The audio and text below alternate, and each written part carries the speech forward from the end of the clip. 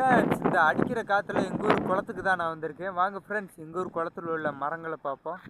Actually எங்கள் குளத்துலேயே ஒரு குளங்கரை, இது குளத்து கரை நண்பர்களே. குளம் அங்கே இருக்குது. ஸோ இந்த மரம் தான் எங்கள் ஊரில் அதிகமாக இருக்குது.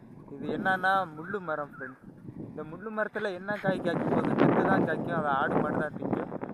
இங்கே பாருங்கள் ஃப்ரெண்ட்ஸ், இதுதான் எங்கள் ஊர் குளம். ஸோ இது குளம் மாதிரியே வளர்க்க தெரியாது உங்களுக்கு. தண்ணி இருந்தால் அது குளம்னு கண்டுபிடிச்சிடலாம். அப்புறம் எங்கள் ஊரில் இருக்கிறதுலே உயரமான ஒன்றுன்னா உயரம்னு நான் சொல்லிகிட்டு இருக்கேன் வீடியோவில். ஸோ இந்த தடவை ஒரிஜினல் மரம் நண்பர்களே. இங்கே பாருங்கள், அங்கே தெரியுதா, அந்த பனை மரம் தான் எங்கள் ஊரில் இருக்கிறதுலே உயரமான மரம். நிஜமாலே உண்மையாக தான் ஃப்ரெண்ட்ஸ். இந்த மரத்தை தவிர எதுவுமே இல்லை எங்கள் ஊரில் உயரமானது. இந்த குளத்து கரைக்கிட்ட அந்த மரம் இருக்கும். ஸோ நொங்கு சீசனில் நாங்கள் இந்த மரத்தில் ஏறி நொங்கு வெட்டுவோம்.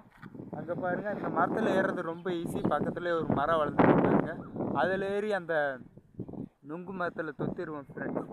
உங்கள் ஊரில் எப்படி எதுவும் பனை மரம் இருக்கா? கமெண்டில் சொல்லுங்கள் ஃப்ரெண்ட்ஸ். அப்புறம் பார்த்தீங்கன்னா இப்போ நான் என்ன சொல்கிறது, ஸோ அவ்வளோதான் ஃப்ரெண்ட்ஸ். அந்த அங்கே ஒரு கொஞ்சம் மரம், இங்கே பாருங்கள், இங்கிட்ட அங்கே ஒரு மரம், அங்கே ஒரு புளிய மரம் இருக்குது ஃப்ரெண்ட்ஸ். அப்புறம் நான் என்ன சொல்கிறது வீடியோவில் ஃப்ரெண்ட்ஸ், அவ்வளோதான் ஃப்ரெண்ட்ஸ். இதோட முடிச்சுக்கிறேன். அது என்ன ஆட்டம் ஆடுது பாருங்கள், ஆனால் விழுகாது ஃப்ரெண்ட்ஸ். எவ்வளோ ஸ்ட்ராங்காக இருக்குது பாருங்கள். இதோட ஸ்ட்ராங்கு காரணம் என்னன்னு கமெண்டில் சொல்லுங்கள் ஃப்ரெண்ட்ஸ். நான் போயிட்டு வரேன். அப்படியே என்னோடய சேனலை சப்ஸ்கிரைப் பண்ணிக்கோங்க.